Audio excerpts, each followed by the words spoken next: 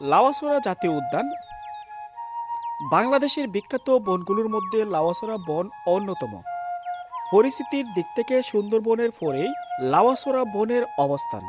সিলেট বিভাগের মৌলভীবাজার জেলার কমলগঞ্জ উপজেলায় এই বন অবস্থিত।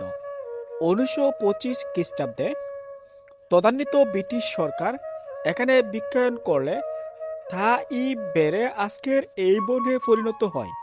শ্রীমঙ্গল ও কমলগঞ্জ উপজেলার মৌলভীবাজার ফরেস্ট রেঞ্জের আওতাধীন 2740 হেক্টর আয়তনের পশ্চিম বানু গাছ সংরক্ষিত বন ছিল। এলাকাটি সেই সুবাদে লাউয়াছড়া জাতীয় উদ্যানের পূর্ববর্তী নাম পশ্চিম বানুগাছ সংরক্ষিত বন।